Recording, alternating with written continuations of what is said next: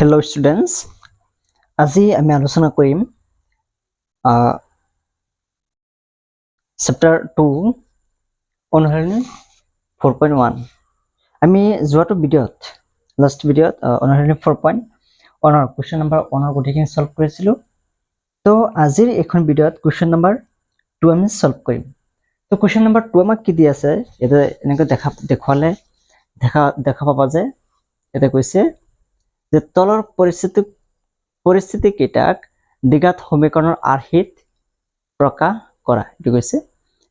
এই যিকেইটা পৰিস্থিতি আছে আমাক কোৱেশ্চন কেইটা দিয়া আছে এই কোৱেশ্চন কেইটা দ্বিঘাত সমীকৰণৰ আৰ্হিত আমি প্ৰকাশ কৰিব লাগে গতিকে কেনেকৈ কৰিম চোৱা তো প্ৰথমটো কোৱেশ্চন দিয়া আছে এনেকৈ এক নম্বৰ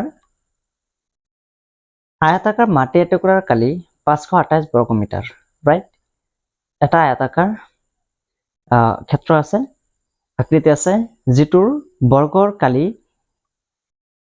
আয়তাকাৰ টুকুৰাৰ কালি কিমান কৈছে 528 বৰ্গ মিটাৰ বুলি কৈছে মাটি টুকুৰাৰ দিক ইয়াৰ পথালিৰ দুগুণতকৈ এক বেছি আমি মাটি টুকুৰাৰ দিক আৰু প্ৰস্থ উলিয়াব লাগে হল এনেকৈ কৈছে তো আমাক যেটো আমি যে এনেকৈ বুজি লও যে এখন আয়তৰ কি থাকে দুটা বাহু দিগৰ দুটা সৰু তো এটো হৈছে ইয়াৰ দিক আৰু এটো হৈছে ইয়াৰ প্ৰস্থ ৰাইট তো আমি কি উলাব লাগে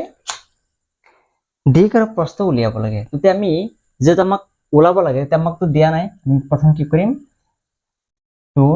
1 নম্বৰত লিখি লম সলিউশন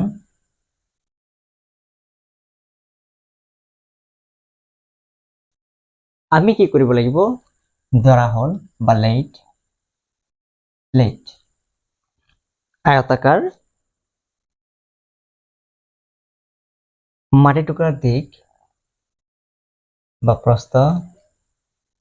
আয়তাকাৰ মাটি টুকুৰাৰ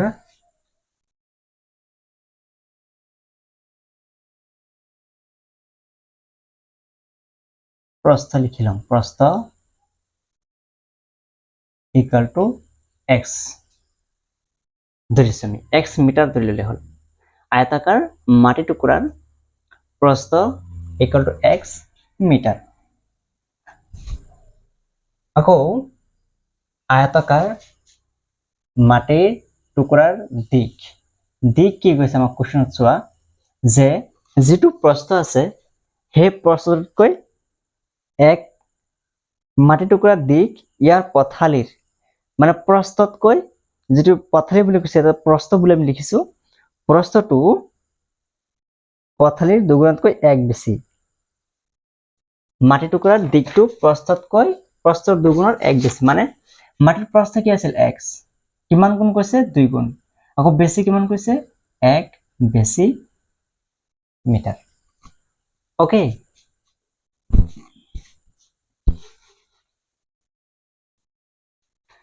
হল এতিয়া চোৱা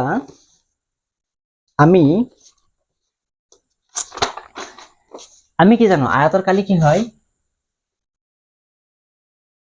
আয়তৰ কালি আমি জানিব লাগিব আয়তৰ কালি কি দিক পূৰণ প্ৰস্থ এটা হচ্ছে আয়তৰ কালি তো এতিয়া দিক কি দি আছে প্ৰস্থ কি দি আছে প্ৰস্থ x আৰু দিক 2x + 1 এটা দি আছে এটা আয়তৰ কালি আমি যে দিকটো বহাই দিও পূৰণ প্ৰস্থটো বহাই দিও এটা পূৰণ কৰিলে কিমান বৰ্গ মিটাৰ বুলি কৈছে এটা আমাকে 528 বৰ্গ মিটাৰ তো অ্যাকৰ্ডিং টু কোৱেশ্চন প্ৰশ্নপত্ৰে আয়তৰ কালি ওলাব লাগে কালি কি আছিল লিখিম দিক পূৰণ প্ৰস্থ ইকুয়াল কিমান দি আছে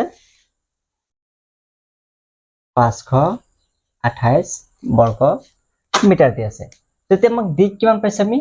দিক মানে পাইছো 2x + 1 আৰু প্ৰস্থ কিমান পাইছো x * x ইকুয়াল টু 528 এতিয়া এই x টো লগত পূৰণ কৰিলে এবাৰ x টো ইয়াৰ লগত পূৰণ কৰিম আকৌ এক্সটো ইয়াৰ লগত পূৰণ কৰিম তেতিয়া কিমান হ'ব এইটো ইয়াৰ লগত 2x square plus x into 1 মানে x equal to 5 to 8 hall implies 2x square plus এতিয়া এইটো বাৰ লৈ আহিলে প্লাস আর আছে মাইনাস হ'ব x minus 5 to 8 equal to 0 তো আমাক কুৱেশ্যনত কৈছে দ্বিঘাত প্ৰস্থ উলিয়াব লাগে কিন্তু আকৌ ইয়াতে কৈ দিছে যে সমীকৰণ দ্বিঘাত সমীকৰণ আৰ্হিত প্ৰকাশ কৰিব লাগে এখানে আমি প্ৰকাশ কৰিলো এতিয়া যেহেতু আমাক দ্বিঘাত প্ৰস্থ কথা কৈছে তেম ওলাব লাগিব তেতিয়া আমি কি কৰিম এতিয়া x স্কয়াৰ লগত হগ আছে নহয় এই হগটো আমি ইয়াৰ লগত পূৰণ কৰিম পূৰণ কৰিলে কিমান আহিব 5 to 8 এৰ লগত 2 পূৰণ কৰিলে 16 or 6 1 5 1065 এইটো ইয়াৰ লগত পূৰণ কৰিলে 1065 পাই এতিয়া 1065 এৰ যদি আমি ছোটি হৰণ পদ্ধতিৰে হৰণ উলিয়াও তেতিয়া কিমান পাম 5 5 যাব দুবাৰ 16 8 আকৌ 2 আৰে 2 6 4 আকৌ 2 ৰে 1 3 2 6 6 3 ৰে 33 হয়নে 3 ৰে 22 আহে 2 ৰে মাৰিব লাগিব আকৌ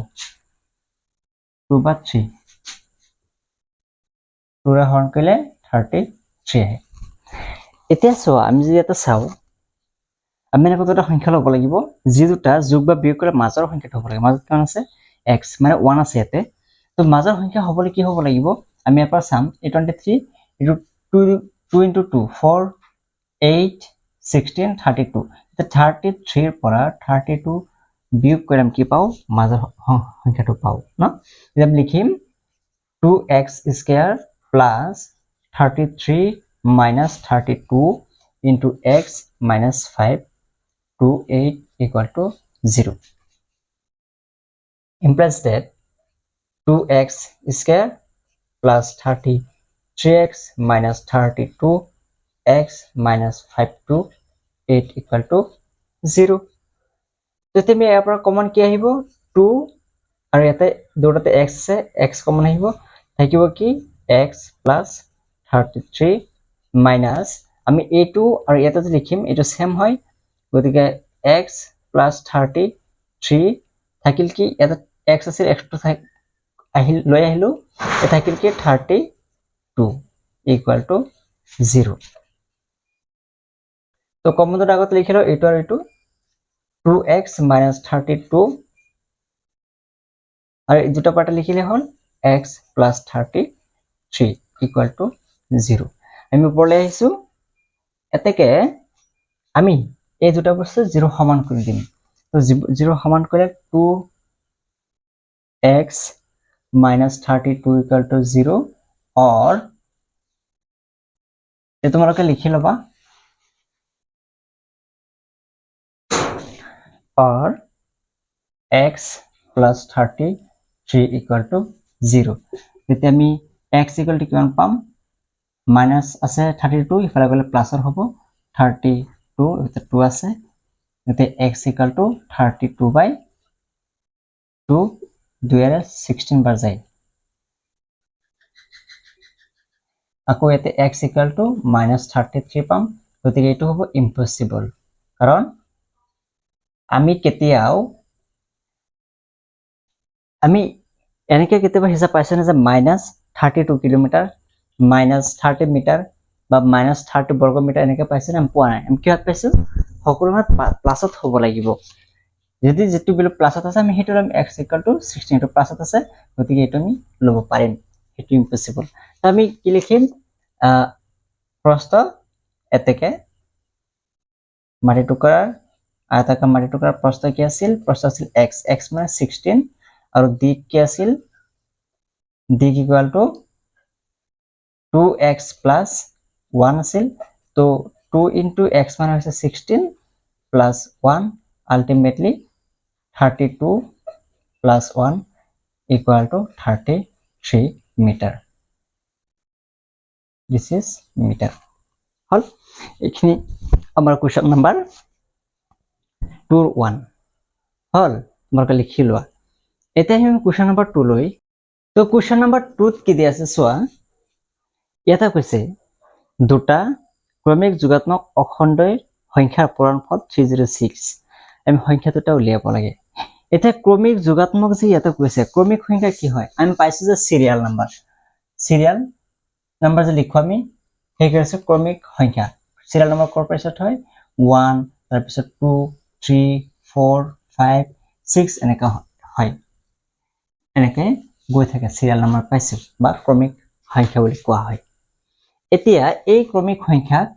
আমি দুটা সংখ্যা লব লাগিব যি দুটা সংখ্যা পূৰণ কৰিলে 306 হয় 6 হয় বুলি কৈছে তো আমি এটা সংখ্যা যদি চোৱা এটা সংখ্যা x = 1 যদি লও আমি তো সেকেন্ড সংখ্যাটো কি আহিব x = 2 আহিব লাগিব 2 আহিবৰ কাৰণে আমাৰ হাতত প্ৰসেস কি আছে তো x তো আমি 1 ললো এতিয়া কো x = 2 তো লব নোৱাৰি হয়নে x 1 হলে x এৰ পিছত যে 1 হৰ পিছত 2 আহিব হয় নহয় 1 এৰ পিছত কি 2 সেই 2 আহিব হাতত প্ৰসেস কি যদি x = 1 লৈছো তেতিয়া পিছৰ সংখ্যা 2 আছে 2 কেনেকৈ আহিব x + 1 দিলেহে এতিয়া x ৰ ঠাইত 1 এটা 1 আহিল x ৰ ঠাইত 1 দিলে কিমান আহিব 1 + 1 আলটিমেটলি 1,2 আহিব ন তাৰ পিছত 3 আহিব প্ৰসেস কি আছে আমাক x আকৌ x + 1 সৰি ইয়াতে 3 আহিবৰ কাৰণে প্ৰসেস কি আছে x + 1 দিলে x ৰ ঠাইত কিমান দিম 2 পাইছে নহয় 2 পালে এটা 2 +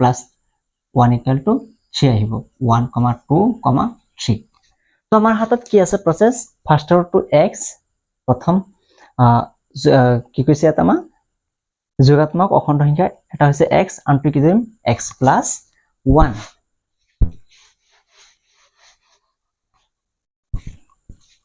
আমি লিখিম লেট দুটা ক্ৰমিক যোগাত্মক অখণ্ড সংখ্যা হল দুটা ক্ৰমিক যোগাত্মক অখণ্ড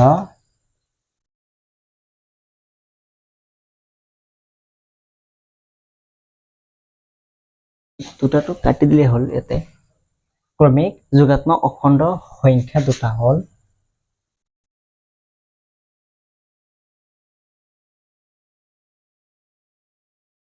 x আৰু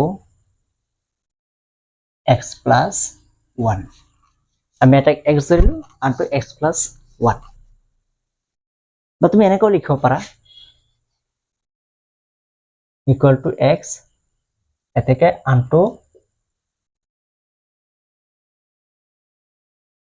সংখ্যা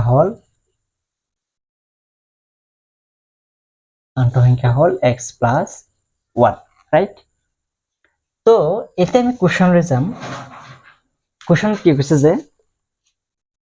এই সংখ্যা দুটাৰ পূৰণফল তাৰ মানে এই এটা সংখ্যা আৰু এই সংখ্যা দুটাৰ পূৰণফল কিমান বুলি কৈছে according to question সংখ্যা দুটাৰ পূৰণফল x পূৰণ x + 1 = 306 বুলি কৈছে 306 এতিয়া চোৱা সংখ্যা দুটা আমাক কৈ দিয়া নাই আমি ধৰি লৈছো এটা এইটো আনটো এইটো তো এই দুটাৰ পূৰণফল কিমান হ'ব 306 এটা x আনটো হৈছে x + 1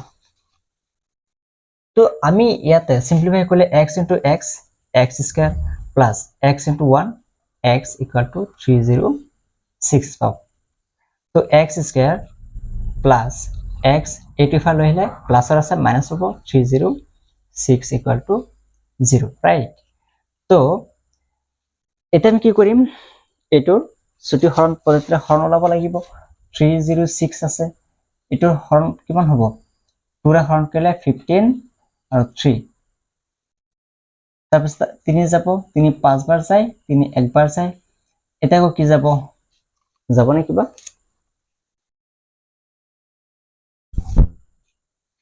এতিয়া যদি 3 দিওঁ 3 আকৌ হৰণ কৰিলে 3 5ত একবাৰ যায় থাকিব কিমান 2 এই 2 ইয়াতে 21 চাব 21ত 7 বাৰ যায় তো আমাৰ মাজত কিমান আছে এনেকৈ দুটা সংখ্যা ল'ব লাগে যিটো সংখ্যা যোগ বা বিয়োগ কৰিলে মাজৰ x মানে 1 এটা x লগত 1 এটা আছে নহয় এটা আহিব লাগে এতিয়া আমি যদি চাও 2 3 গুণ 6 6 3 গুণ 18 18 পৰা 17 গলে কিমান পাও 1 রাইট এই মাজটো 1 আছে পাও তো লিখিম x = plus 18 minus 17 whole bracket into x minus 306 equal to 0 তো x square ভাঙি দিলে x টো এবাৰ ইয়াৰ লগত পূৰণ কৰিম 18x minus আকৌ x টো 17 লগত পূৰণ কৰিম 17x minus 306 equal to 0 তো আমাৰ মাজত কমন কি আহিব ইয়াতে অকল x আছে ইয়াতে x square ইয়াতে x কমন আহে the x কমন আহিলে এটা থাকিব কি x plus 18 minus থাকিল এতে এইটো বস্তু আৰু এটা থাকা বস্তুটো একে হয় x plus 18 এই দুটা সেম হয় না এটা আমি লিখিলো এটা সো ইয়াৰ পৰা x আহি গল থাকিল কি 17 বহাই দিলো ইকুয়াল টু 0 তো আমি ওপৰত লিখিম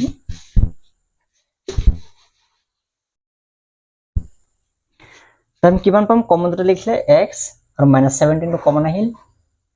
x - 17 লিখিলো তাৰপিছত এটা এটো সেম নহয় এটা লিখিলে হল x plus 18 equal to 0 এতিয়া কো এইটো পাৰ্ট 0 সমান কৰিম আকৌ এইটো পাৰ্ট 0 সমান গতে x minus 17 equal to 0 or x plus 18 equal to 0 তো আমি কি পাম ব্র্যাকেট উঠাই দিলে হল ব্ৰ্যাকেটৰ দৰকাৰ নাই তো আমি পাম x equal to plus 17 হিফালে গলে সরি minus 17 আছে হিফালে গলে plus 17 আৰু এটো x 18 to plus হিফালে গলে minus 18 তো আমাৰ এটো ইম্পসিবল মাইনাস টু ইম্পসিবল আমি লম কোনটো এইটো গতিকে আমি কো পাৰি যে সংখ্যা এটা সংখ্যা হল এটাকে এটা সংখ্যা হল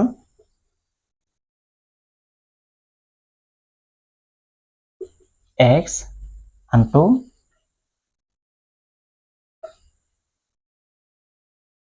সংখ্যা হল ইকুয়াল টু x plus 1 আছিল তো x মানে কিমান 17 তো 17 plus 1 equal to 18 হল আমাৰ কোৱেশ্চন নাম্বাৰ 2 সলভ ফৰ 2 তো এতিয়া